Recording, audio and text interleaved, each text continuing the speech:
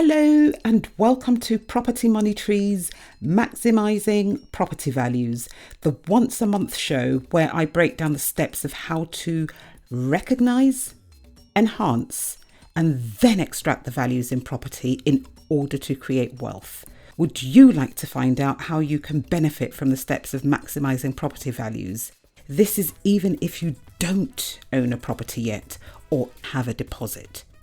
If that's a yes, then you're in the right place to find out. My name is Patricia Faber, and although many know me for my work as a solicitor, on this show you will be getting the benefit of my 30 plus years worth of experience of maximising property values, experience which has given me a net worth in millions. So who might benefit from listening to this show? Literally anyone with an interest in creating property wealth. Welcome back. I am so excited today to talk about a flipping opportunity because I was talking to somebody during the week and this came up, and it just made me realise that people aren't actually looking at things differently. They're looking at what other people are doing, they're looking at what other people are talking about, but they're not looking at things. I don't want to use the word creatively, but I guess that's the only word that I can actually use, because when you're doing things, you want what you're doing to be unique. Anyway, this is so straightforward. Anyway, I think that anyone will be able to kind of like understand what I'm talking about and then take the underlying principles and go away and use them and make money from property, maximise their own property values. So there's a house that I've seen in a particular area. Let's call it area A. It's a 2-bedroom house and it has land on the side. The house is on the market for $350. It's not sold. And so I suspect that the seller will accept a lower offer. Probably 320, 330. Now, houses in the same area with another bedroom, now listen to this, just one more bedroom, are selling for up to, so this is up to £220,000 more. So 550, 560, 570. Doesn't mean that this house will sell for that with an extra bedroom, but you can see the opportunity that is there. So it's a house, it's a freehold house. So what does that mean? That means that that house has permitted development rights. So you can actually start an extension without having to apply for planning permission. That way, there's no risk of planning permission involved in your calculations. Speaking to my builder when we were looking at this, he said if he's doing a single story extension at the back, it will probably cost about £28,000. If he's doing a 2-story extension, multiply that by 2. If you're coming around the side, add another 20-odd thousand, rough figures. Then your general refurb. He's on site. How much is it going to cost for him to refurb the rest of the house? I think, most people hopefully are beginning to see where I'm going. That kind of house, if you spend, say, another 100,000 on it to do the works, you could be looking at up to £100,000 worth of profit.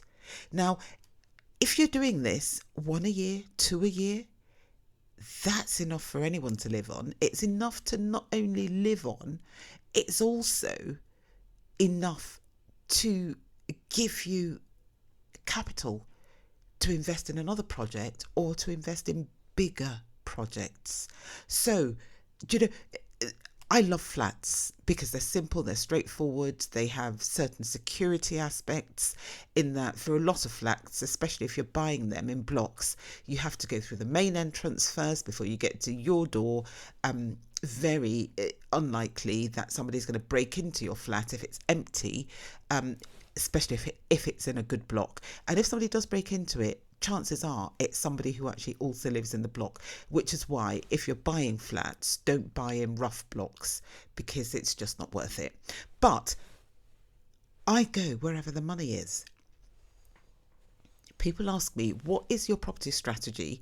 And I say my property strategy is just to maximise property values. So it doesn't matter if it's a house or if it's a flat. The only thing that I do say is that it has to be within Greater London. And I did go outside of Greater London at the end of last year, just finished the works actually, had my photographs taken yesterday, and I'm not sure I'm going to be doing that again.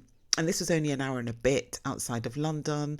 If you live in North London, it would have been maybe 25 minutes from where, depending on where you live in North London. But because I live in South London, it was just a little bit too far for me.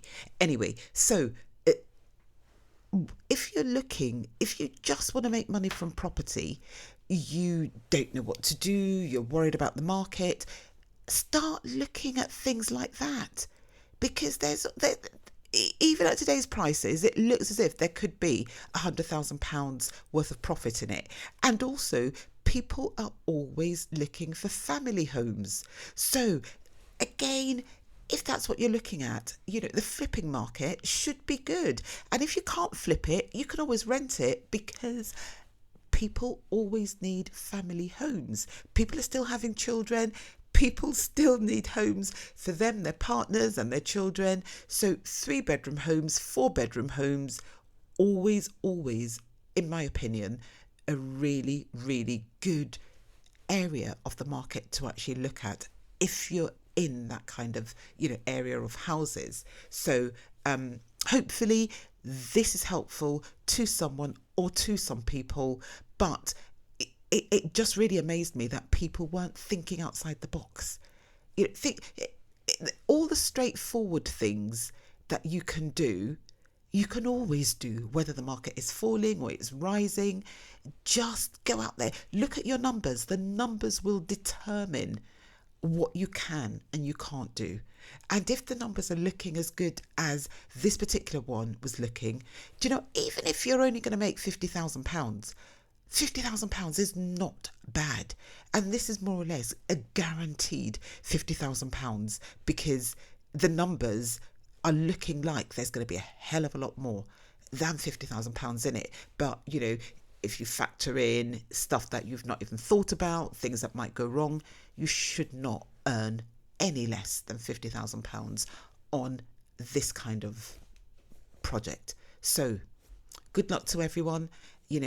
Again, people reach out to me if you have any questions about this or there's anything that I've said that isn't clear. Regarding PD rights, if you go onto the planning portal, so just Google planning portal, you can read it all up on there. I wouldn't go for anything that is not automatic because I don't like the hassle. But if you're going to go for a 2-story extension, then you might need householder permission, and that just means that they need to notify your neighbours, and if nobody objects, and even if they do object, if the objection isn't really that relevant, you will just get your planning permission automatically.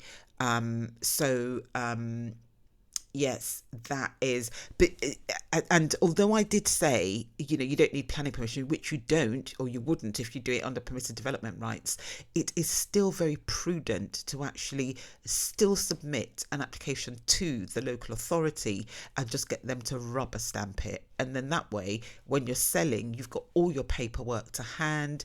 Everything is there, and it doesn't actually take that long. So it's worth doing. There's no planning risk either way, but just to kind of dot your I's and cross your T's, it is worth doing. But if you're going to let it, you might decide you don't want to do it. It doesn't actually matter because you're not breaking the law and there's nothing that you've done that is actually going to cause you hassle. But if you're going to flip, it's worth having that paper rubber stamped by the local authority, because your buyer's solicitor will ask you for that. And if you can just hand it to them, it would just make your life so much easier. So anyway, guys, people, ladies and gents, think outside the box. There's so much money out there to be made. Don't let it pass you by. If you're in that area, you're looking to flip, you've got the money for your deposit, you can actually do it. Okay, fine, maybe you can't do it using cash, you might need a bridging loan. Put pen to paper, work out the numbers. And guys, if you're enjoying these podcasts, please do leave me a review, particularly on Apple. That is where most of you are listening, and hopefully see you next month.